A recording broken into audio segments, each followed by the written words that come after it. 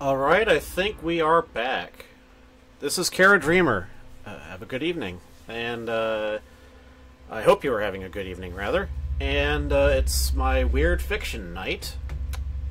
And I've decided that I will read a story that's probably, I'm going to hazard a guess, is the best known story that I've read so far. It's The Yellow Wallpaper by Charlotte Perkins Gilman. A classic that's often anthologized, and I've heard even assigned reading, although I never encountered it in school myself. It's sorry, let me start that over again. I count it as a work of weird fiction, although it's debatable whether there's any real hint of the supernatural in the story. I like to read such hints into things, but well, I will read the story and you can judge for yourself what exactly is happening. A little preface: the Yellow Wallpaper is partly based on the author's real experience with postpartum depression, for which she was very badly treated by a physician whose name I'm not remembering off the top of my head, and you'll see in the story that there's a sort of clear, like, she's clearly kind of taking the piss out of this guy for treating her so horribly, and there's lots of there have been many attempts to read the story as a kind of allegory or that has some sort of a specific meaning. I think it's just an excellent story. It's one of the best horror stories I've ever read, and Lovecraft rated it highly. I'd put this above anything Lovecraft wrote. I mean, I'll just say that right out. Anyway, I think that's enough blithering, and I will simply get to the story. The Yellow Wallpaper by Charlotte Perkins Gilman. It is very seldom that mere ordinary people like John and myself secure ancestral halls for the summer. A colonial mansion, a hereditary estate, I would say a haunted house, and reach the height of romantic felicity, but that would be asking too much of fate. Still, I will proudly declare that there is something queer about it. Else, why should it be let so cheaply, and why have stood so long untenanted? John laughs at me, of course, but one expects that in marriage. John is practical in the extreme. He has no patience with faith, an intense horror of superstition, and he scoffs openly at any talk of things not to be felt and seen and put down in figures. John is a physician, and perhaps, I would not say it to a living soul, of course, but this is dead paper and a great relief to my mind, perhaps that is one reason I do not get well faster. You see, he does not believe that I am sick. And what can one do? If a physician of high standing and one's own husband assures friends and relatives that there is really nothing the matter with one but temporary nervous depression, a slight hysterical tendency, what is one to do? My brother is also a physician and also of high standing, and he says the same thing. So I take phosphates or phosphites, whichever it is, and tonics, and journeys, and air, and exercise, and am absolutely forbidden to, quote, work, unquote, until I am well again. Personally, I disagree with their ideas. Personally, I believe that congenial work with excitement and change would do me good, but what is one to do? I did write for a while in spite of them, but it does exhaust me a good deal, having to be so sly about it, or else meet with heavy opposition. I sometimes fancy that in my condition, if I had less opposition and more society and stimulus, but John says the very worst thing I can do is to think about my condition, and I confess it always makes me feel bad. So, I will let it alone and talk about the house. The most beautiful place. It is quite alone, standing well back from the road, quite 3 miles from the village. It makes me think of English places that you read about, for there are hedges and walls and gates that lock, and lots of separate little houses for the gardeners and people. There is a delicious garden. I never saw such a garden. Large and shady, full of box-bordered paths and lined with long grape-covered arbors with seats under them. There were greenhouses too, but they are all broken now. There was some legal trouble, I believe. Something about the heirs and co-heirs. Anyway, the place has been empty for years. That spoils my ghostliness, I am afraid, but I don't care. There is something strange about the house. I can feel it. I even said so to John one moonlit evening, but he said what I felt was a draft and shut the window. I get unreasonably angry with John sometimes. I'm sure I never used to be so sensitive. I think it is due to this nervous condition. But John says if I feel so, I shall neglect proper self-control, so I take pains to control myself, before him at least, and that makes me very tired. I don't like our room a bit. I wanted one downstairs that opened on the piazza and had roses all over the window, and such pretty old-fashioned chintz hangings, but John would not hear of it. He said there was only one window and not room for 2 beds, and no near room for him if he took another.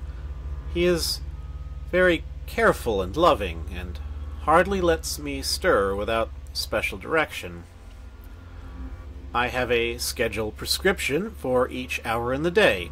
He takes all care from me, and so I feel basely ungrateful not to value it more.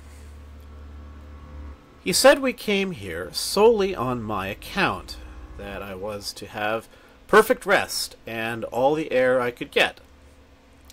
"Your exercise depends on your strength, my dear," said he, "and your food somewhat on your appetite, but air you can absorb all the time." So we took the nursery at the top of the house. It is a big, airy room, the whole floor nearly, with windows that look all ways, and air and sunshine galore. It was nursery first, and then playroom and gymnasium, I should judge, for the windows are barred for little children, and there are rings and things in the walls. The paint and paper look as if a boys' school had used it. It is stripped off, the paper, in great patches all round the head of my bed, about as far as I can reach, and in a great place on the other side of the room, low down. I never saw a worse paper in my life. One of those sprawling, flamboyant patterns, committing every artistic sin. It is dull enough to confuse the eye in following, pronounced enough to constantly irritate and provoke study. And when you follow the lame, uncertain curves for a little distance, they suddenly commit suicide, plunge off at outrageous angles, destroy themselves in unheard-of contradictions. The color is repellent, almost revolting, a smoldering, unclean yellow, strangely faded by the slow-turning sunlight. It is a dull yet lurid orange in some places, a sickly sulphur tint in others. No wonder the children hated it. I should hate it myself if I had to live in this room long. There comes John, and I must put this away. He hates me to have to write. He hates He hates to have me write a word.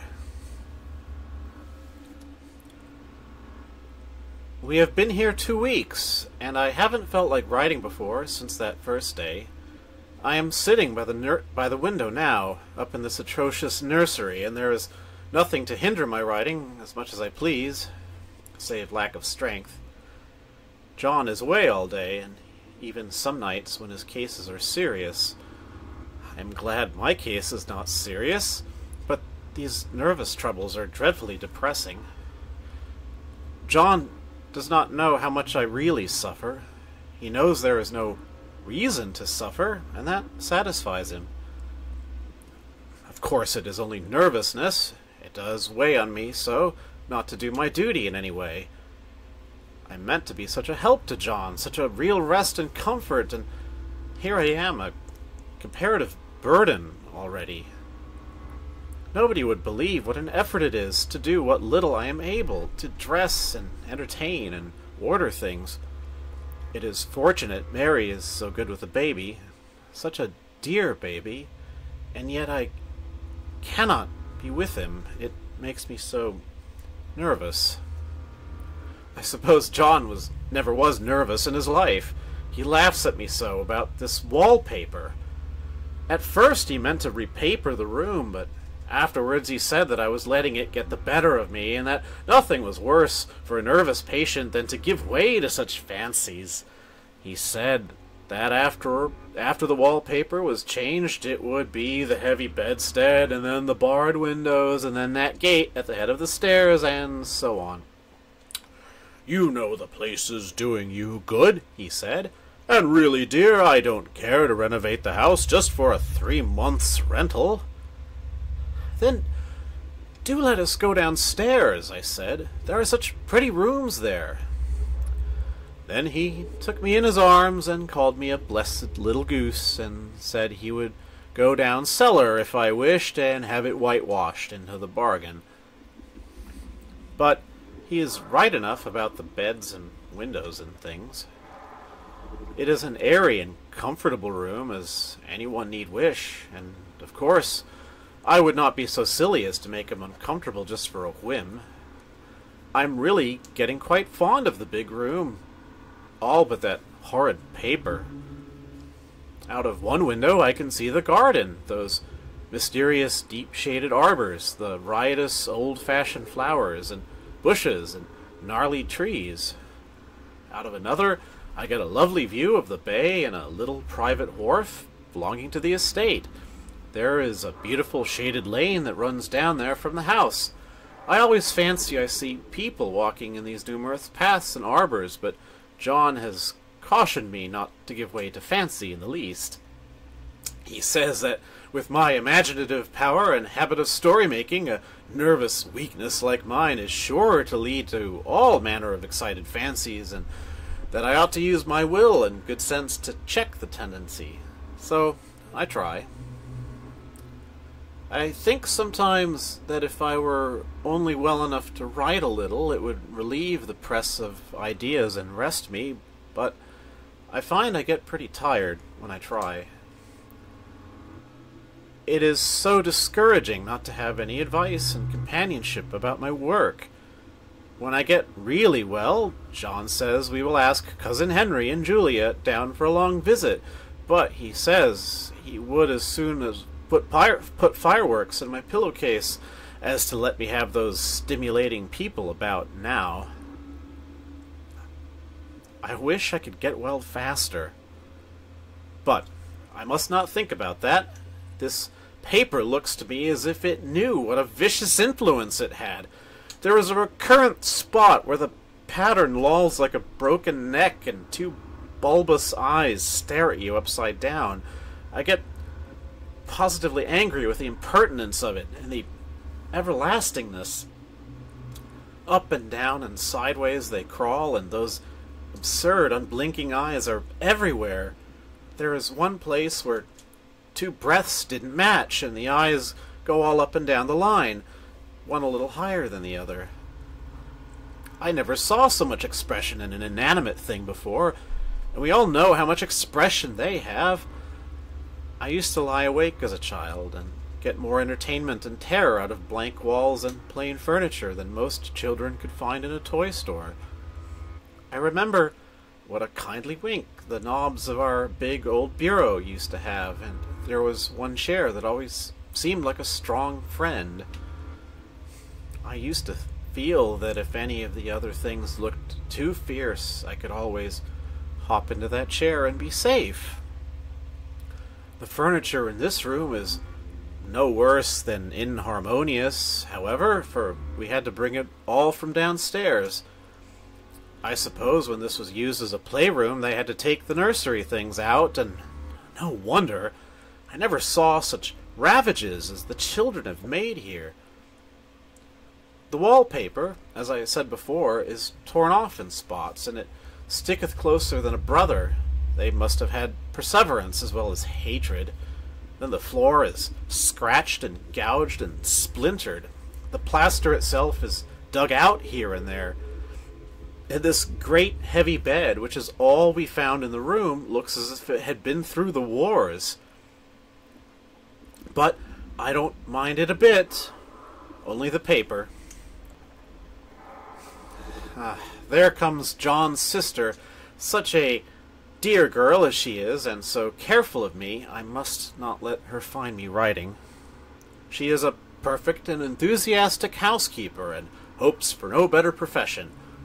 I verily believe she thinks it is the writing which made me sick, but I can write when she is out, and see her a long way off from these windows. There is one that commands the road, a lovely shaded winding road, and one that just looks off over the country.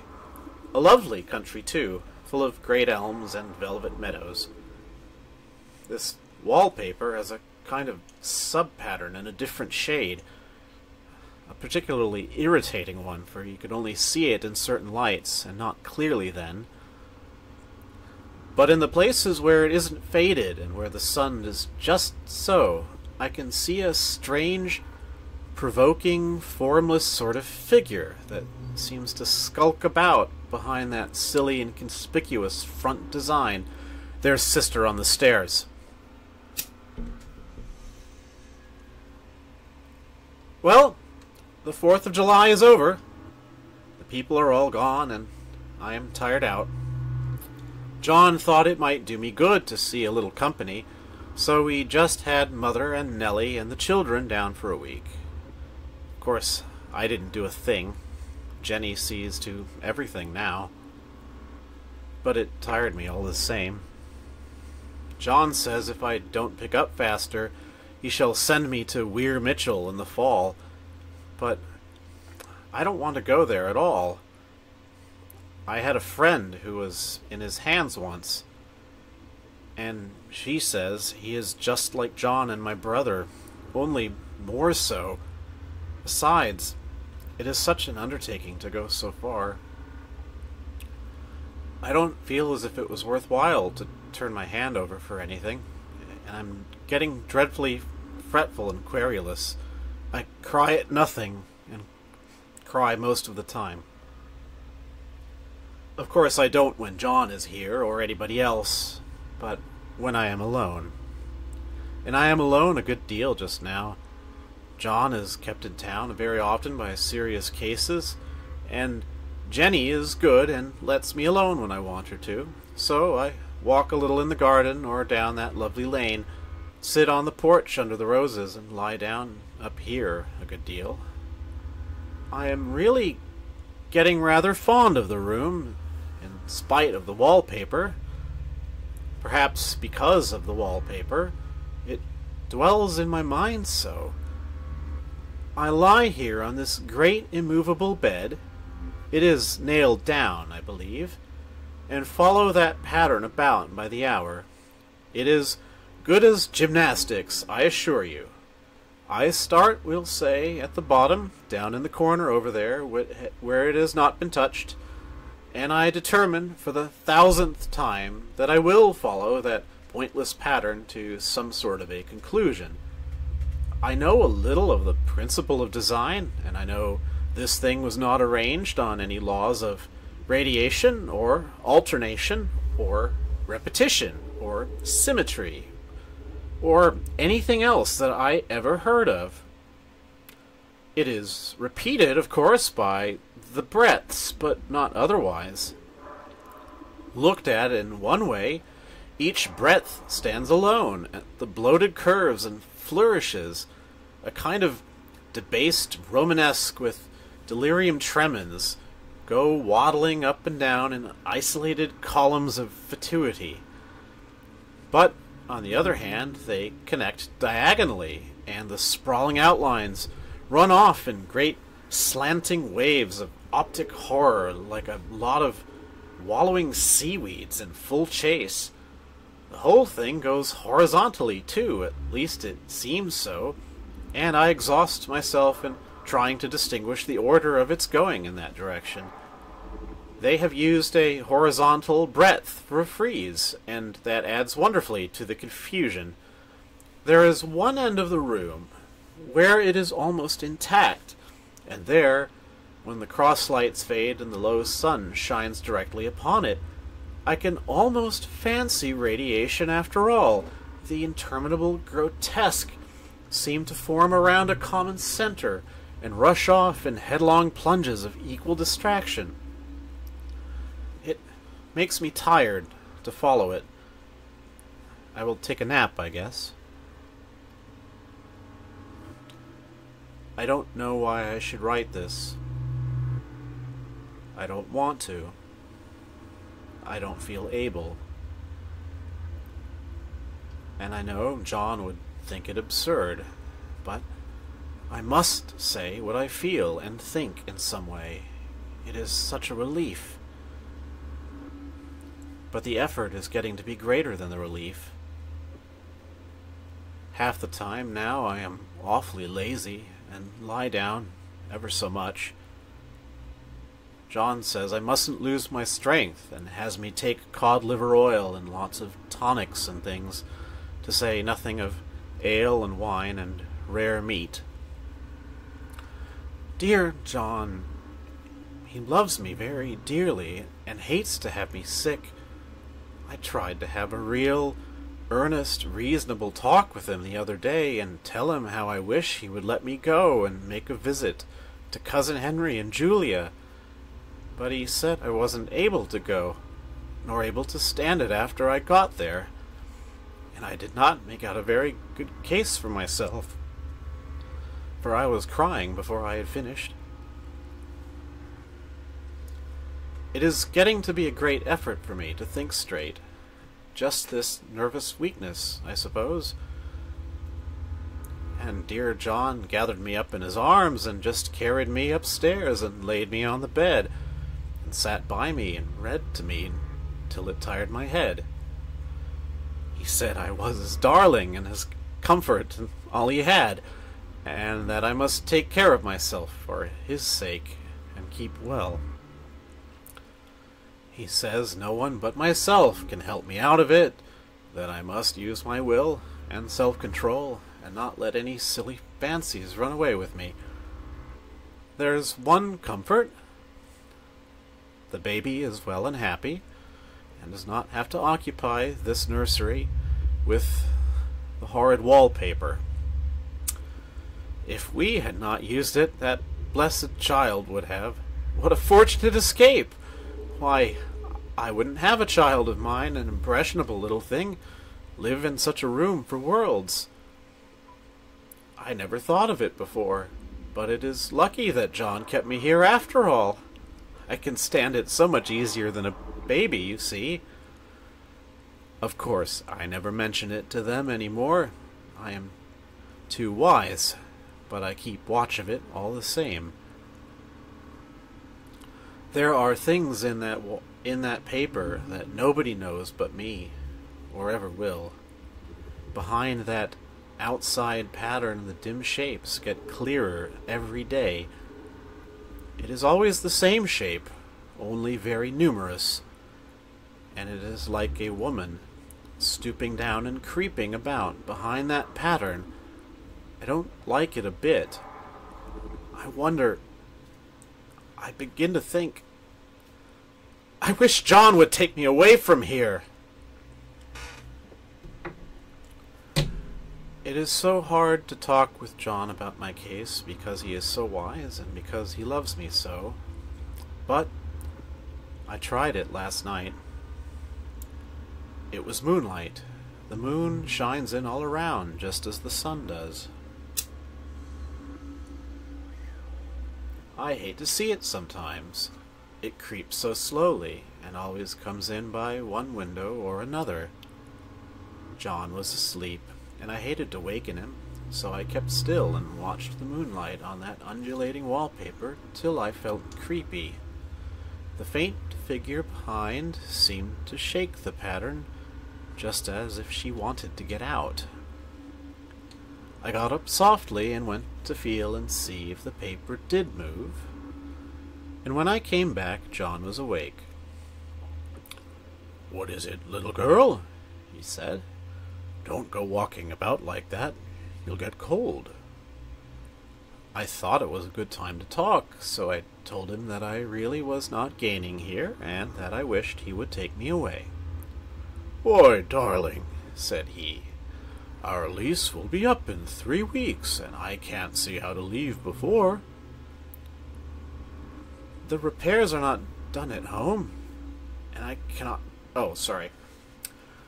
The repairs are not done at home, and I cannot possibly leave town just now. Of course, if you were in any danger, I could and would, but you really are better, dear, whether you can see it or not. I am a doctor, dear, and I know. You are gaining flesh and color. Your appetite is better. I really feel really much easier about you." I don't weigh a bit more," said I, "nor as much, and my appetite may be better in the evening when you are here, but it is worse in the morning when you are away." "Bless her little heart," said he with a big hug. "She shall be as sick as she pleases. But now let's improve the shining hours by going to sleep, and talk about it in the morning." "And you won't go away?" I asked gloomily. "Why, how can I, dear?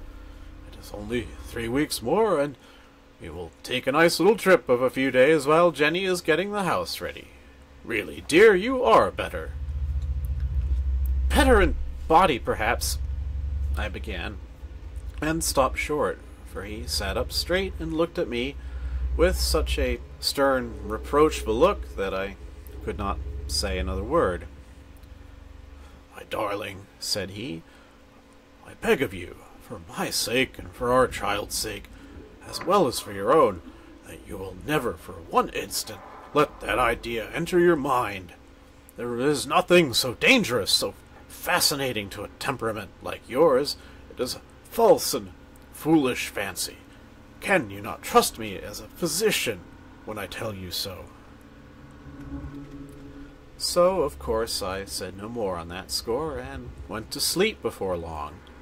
He thought I was asleep first, but I wasn't, and lay there for hours trying to decide whether that front pattern and the back pattern really did move together or separately.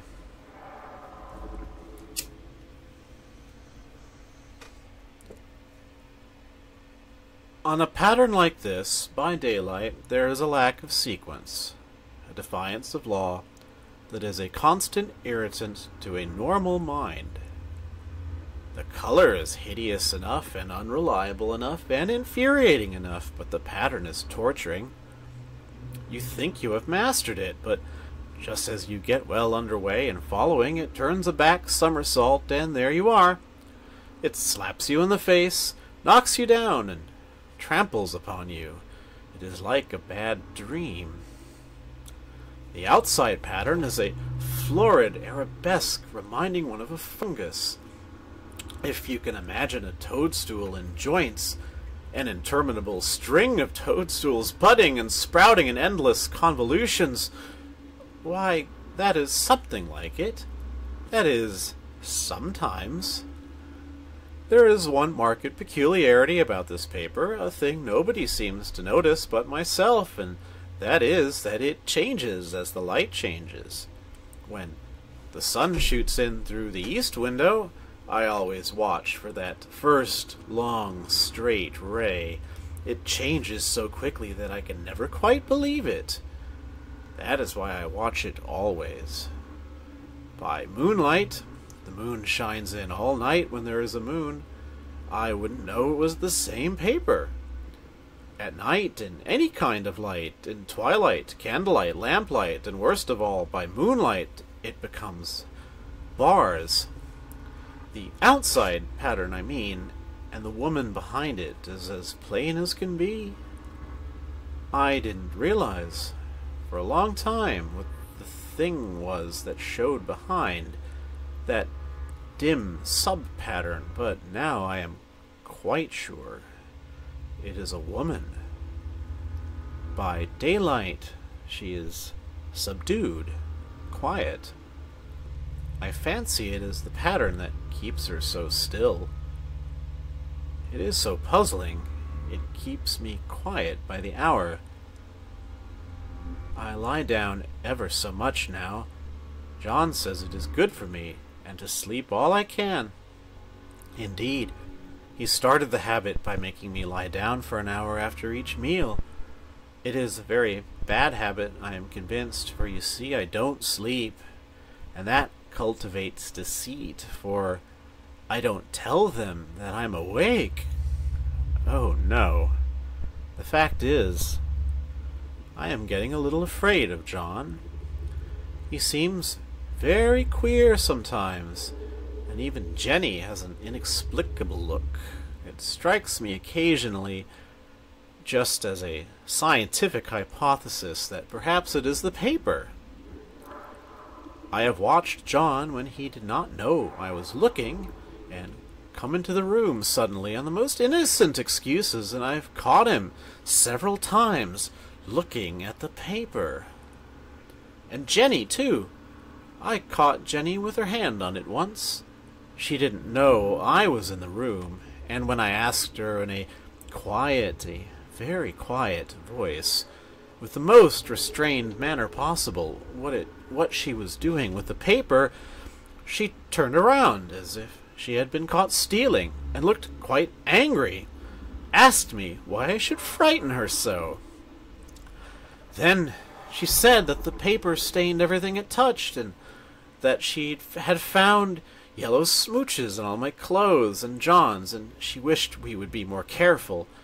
Did not that sound innocent?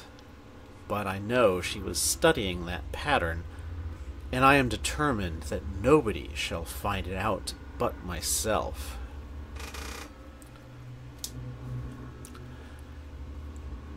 Life is very much more exciting now than it used to be.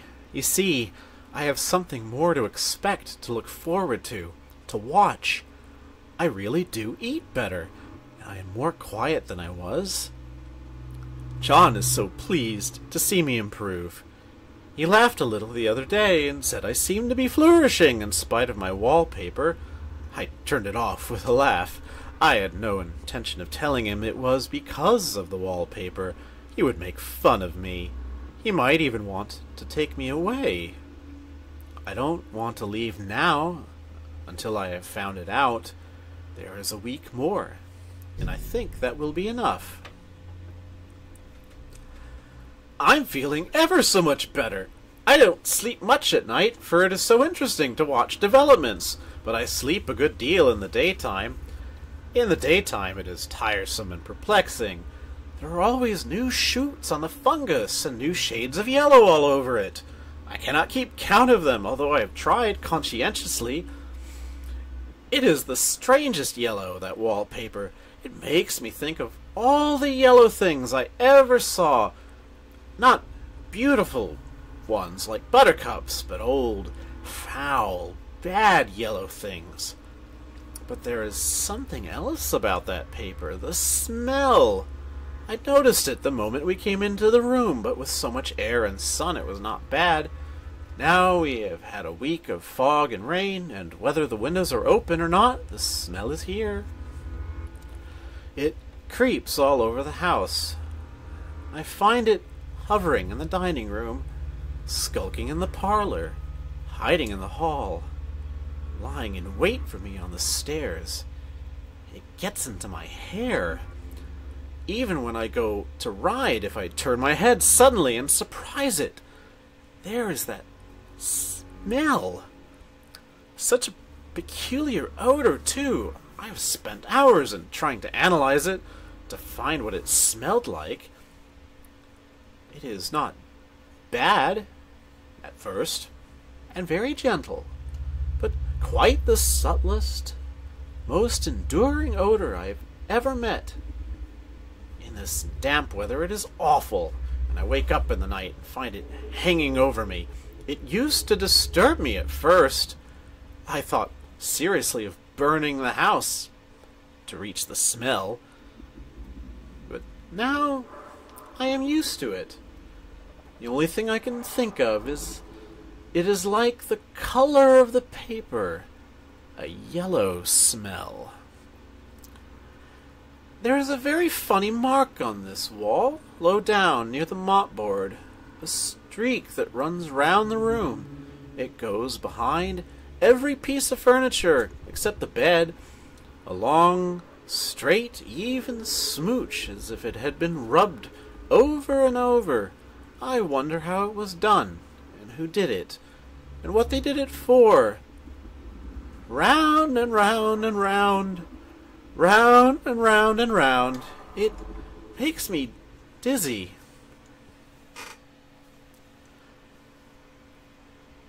I really have discovered something at last. Through watching so much at night, when it changes so, I have finally found out. The front pattern does move, and no wonder. The woman behind shakes it. Sometimes I think there are a great many women behind, and sometimes only one, and she crawls round fast, and her crawling shakes it all over. Then, in the very bright spots, she keeps still, and in the very shady spots, she just takes hold of the bars and shakes them hard, and she is all the time trying to climb through. But nobody could climb through that pattern, it strangles so. I think that is why it has so many heads.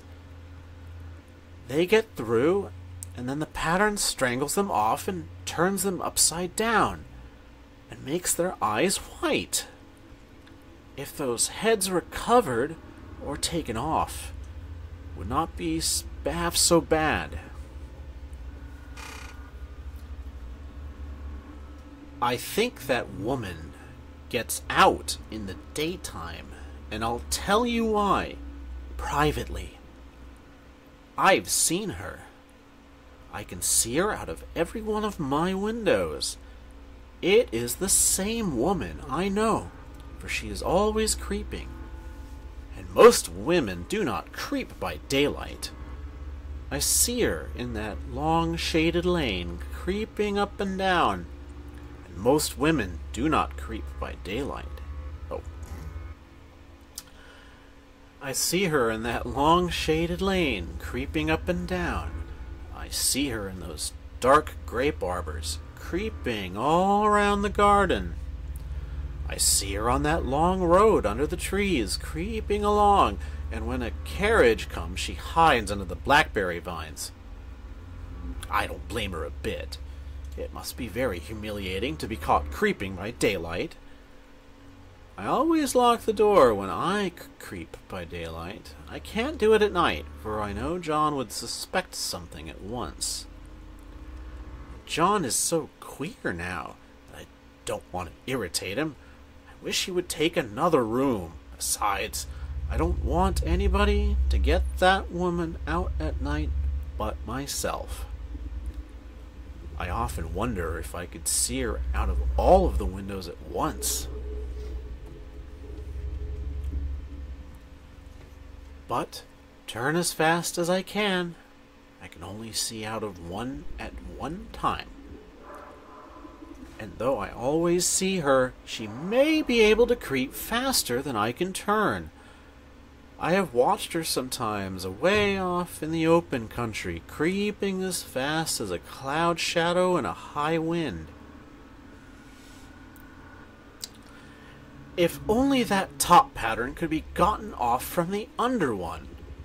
I mean to try it, little by little. I have found out another funny thing, but I shan't tell it this time. It does not do to trust people too much. There are only 2 more days to get this paper off, and I believe John is beginning to notice I don't like the look in his eyes, and I heard him ask Jenny a lot of professional questions about me. She had a very good report to give. She said I slept a good deal in the daytime. John knows I don't sleep very well at night, for all I'm so quiet. He asked me all sorts of questions, too, and pretended to be very loving and kind, as if I couldn't see through him.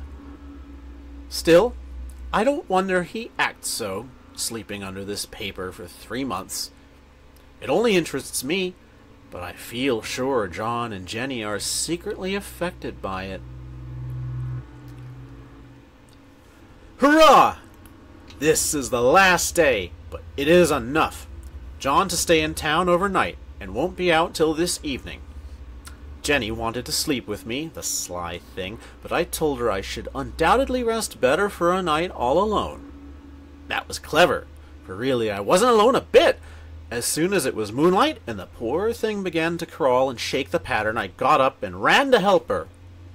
I pulled and she shook. I shook and she pulled, and before morning we had peeled off yards of that paper. A strip about as high as my head and half around the room. And then when the sun came and that awful pattern began to laugh at me, I declared I would finish it today. We go away tomorrow, and they are moving all my furniture down again to leave things as they were before. Jenny looked at the wall in amazement, but I told her merrily that I did it out of pure spite at the vicious thing.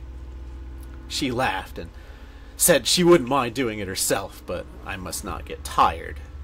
How she betrayed herself that time. But I am here, and no person touches this paper but me. Not alive. She tried to get me out of the room. It was too patent, but I said it was so quiet and empty and clean now that I believed I would lie down again and sleep all I could, and not to wake me even for dinner. I would call when I woke. So now she is gone, and the servants are gone, and the things are gone, and there is nothing left but that great bedstead nailed down with the canvas mattress we found on it. We shall sleep downstairs tonight and take the boat home tomorrow. I quite enjoy the room, now it is bare again. How those children did tear about here. This bedstead is fairly gnawed. But I must get to work. I have locked the door and thrown the key down into the front path. I don't want to go out, and I don't want to have anybody come in till John comes. I want to astonish him. I've got a rope up here that even Jenny did not find. If that woman does get out and tries to get away, I can tie her. But I forgot I could not reach far without anything to stand on. This bed will not move. I tried to lift and push it till I was lame, and then I got so angry I bit off a little piece at one corner, but it hurt my teeth. Then I peeled off all the paper I could reach. Standing on the floor.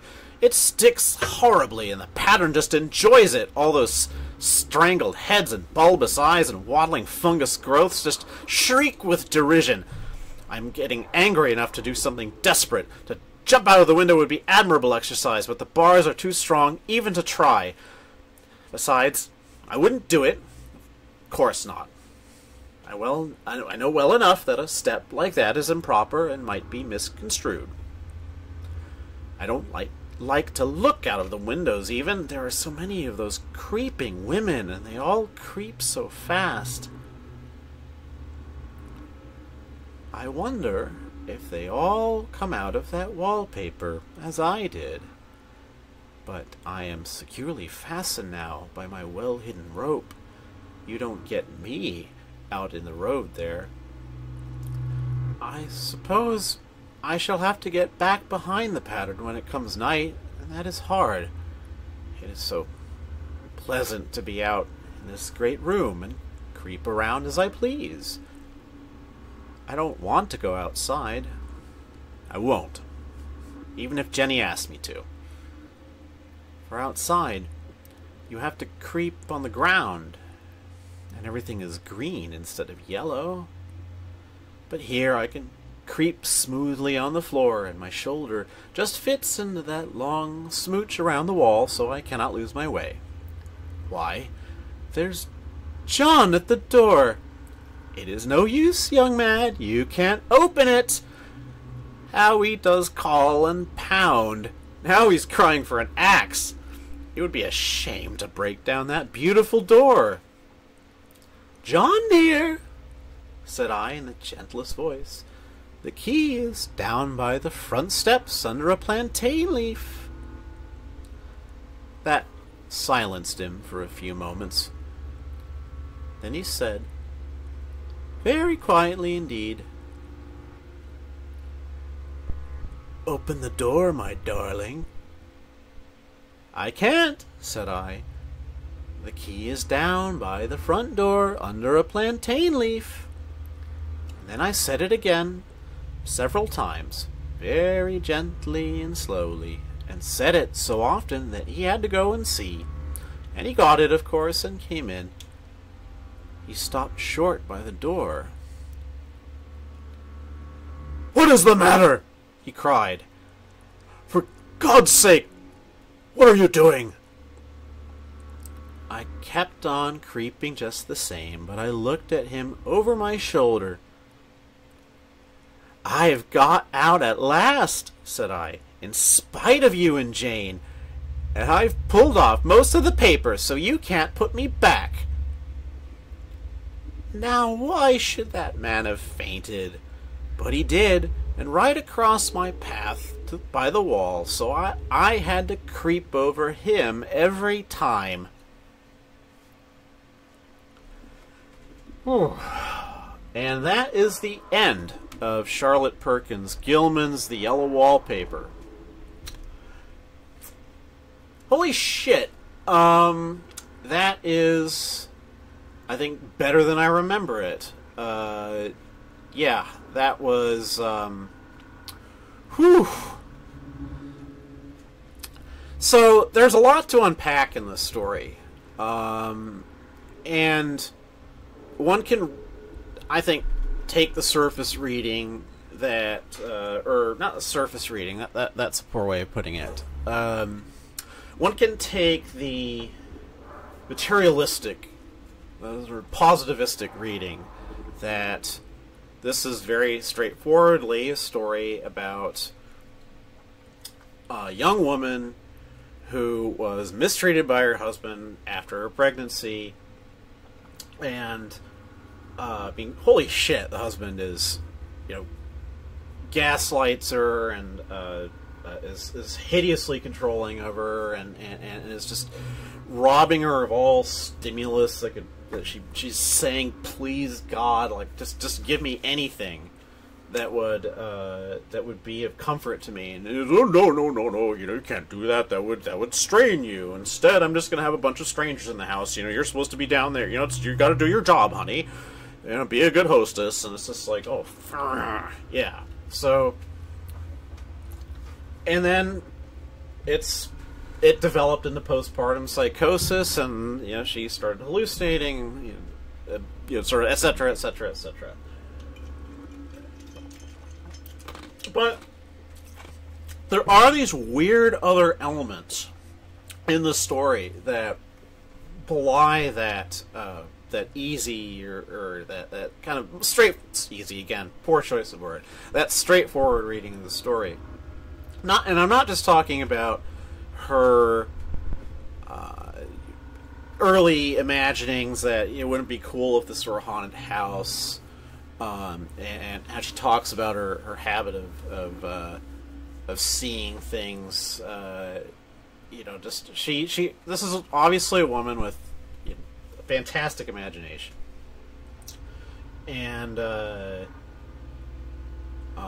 also just. I'm kind of the same way. A person who is very keen on seeing patterns and things, even if you know that they're just kind of in your mind. You amuse yourself by comparing patterns to faces and things like that. And she's just really developed that habit, and presumably it's helped to inform her as a writer. And indeed, as we find in the story, that she is superb at coming up with these descriptions, comparing the pattern to eyes and to various organic things. But so there's that. But there's also all the weird little details about the room itself. The bed nailed down. And gnawed at, as she says, and the paper's already torn off. But notice that one of the little details is that it's torn off within arm's reach of the headboard of the bed. Like, was someone just confined to the bed and scratching at everything around him?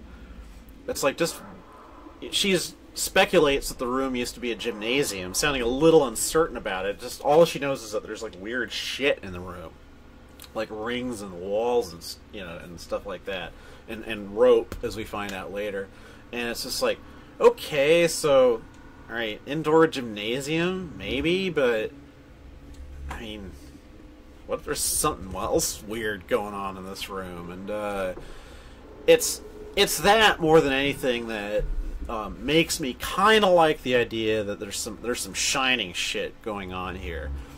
And it helps also that the story is it has this little bit of similarity with The Shining, that it is about a writer who is confined to a space and is having trouble writing, and and kind of I'm describing the Jack Torrance character there, but also the narrator of the story is is Wendy in that she's getting mistreated like hell by a shitty husband. So,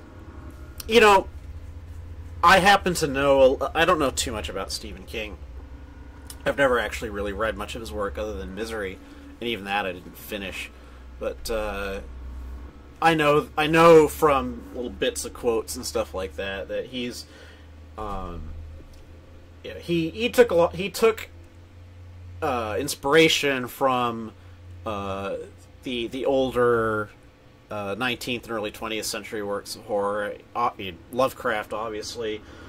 He's on record as saying that he really loved Arthur Machen's The Great God Pan, which is a story that I might read down the line. I think it's kind of goofy, but anyway, so it's fair to assume that that Stephen King knew this story, well known as it is. But that's idle speculation. Anyway, I hope y'all enjoyed it, and oh yeah, sorry, sorry, Glide. I was kind of ignoring chat. You can, of course, catch the whole thing. It'll be up on YouTube, and well, I think that's gonna bring this this Wednesday Weird Fiction to an end. I haven't the faintest idea what I'll read next week, and I'm of course open to any suggestions. So Thanks everybody who tuned in, and this is Kara Dreamer signing off.